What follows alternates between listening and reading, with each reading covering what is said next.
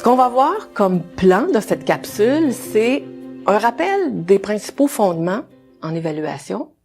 On va essayer de distinguer critères et indicateurs aussi. On va regarder les deux types d'évaluation qui nous sont proposés et j'aimerais porter votre attention sur la distinction qu'on se doit de faire des niveaux d'attente à l'égard des étudiants. Les étudiants sont souvent informés tardivement de l'évaluation des attitudes. Alors souvent, on attend d'être rendu en stage, par exemple, pour dire, on va vous évaluer au niveau des attitudes. Ce qu'il faut reconnaître aussi, et c'était l'objectif de ce projet, c'est que les enseignants se sentent aussi mal outillés. Quels sont les outils qui sont à portée de main, qu'on peut utiliser et qui permettent vraiment de témoigner du développement des attitudes professionnelles? Et d'autre part, je le répète parce que j'en ai fait référence tantôt à propos de la gestion de classe, c'est difficile de faire échouer un étudiant par rapport à une attitude. Des fois, on va entendre des professeurs qui vont dire ou des enseignants qui vont dire elle l'a pas, ou elle a pas un comportement professionnel associé à ce qu'est par exemple une infirmière ou un infirmier, ou elle n'a pas les attitudes qui sont liées à techniques policières par exemple. Alors, il y a des choses à mettre en contexte. Quand on évalue, il peut être important de se reposer certaines questions fondamentales. Pourquoi on évalue? Est-ce qu'on va le faire de façon formative ou est-ce qu'on va le faire de façon sommative? Qu'est-ce qu'on évalue? À quel contenu on se lie? Comment on va le faire? Est-ce qu'on va choisir d'intégrer l'évaluation à une situation authentique qu'on propose à nos étudiants?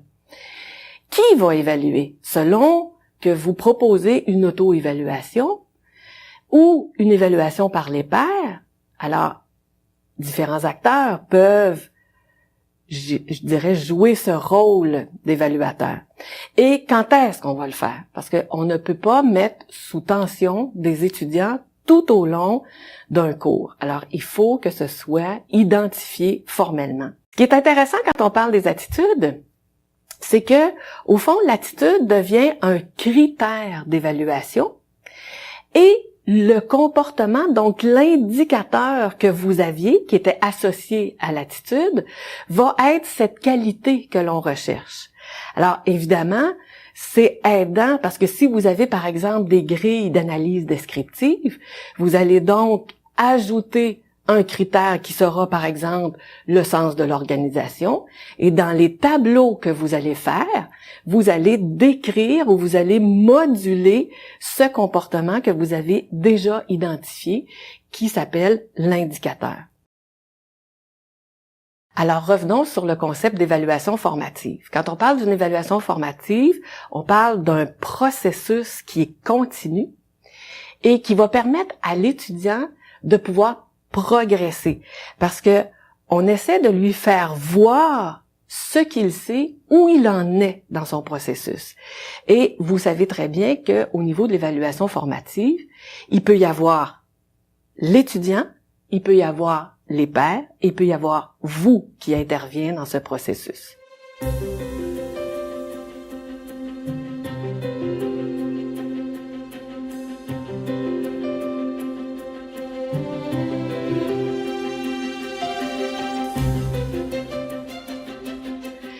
Quand on parle d'une évaluation sommative, l'objectif est très différent parce qu'on statue sur l'atteinte, justement, des objectifs d'apprentissage.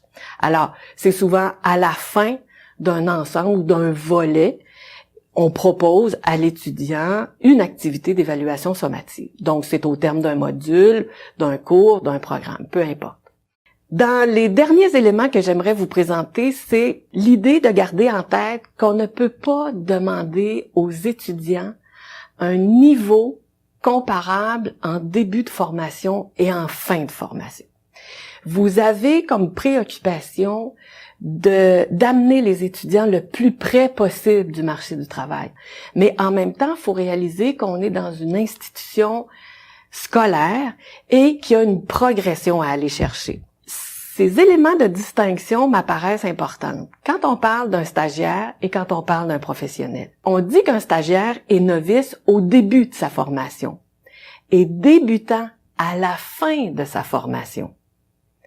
Le professionnel, il est compétent après 1 à 2 ans de pratique dans une même unité de soins, par exemple, si on parlait de soins infirmiers.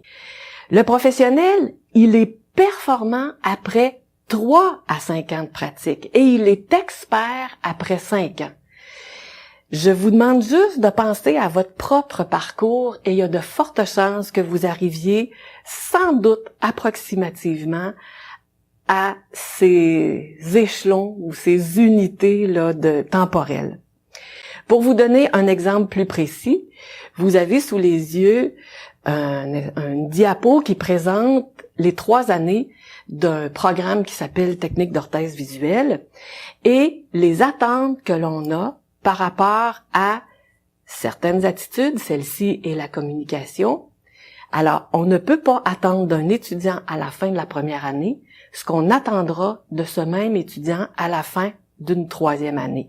Même chose pour vous, si vous avez un programme qui s'échelonne sur 6, 9 mois, 12 mois, il y a une progression et c'est ce regard qu'il faut jeter, d'où l'idée de partager les attitudes dans cette espèce de logigramme ou en tout cas de grille de cours, de telle sorte que l'étudiant soit confronté progressivement au développement et à l'exercice de ces différentes attitudes professionnelles. Voilà qui met un terme à cette capsule. Je vais vous proposer par la suite des éléments qui vous permettront d'aller plus loin, soit au niveau de l'évaluation et soit au niveau aussi des stratégies d'enseignement.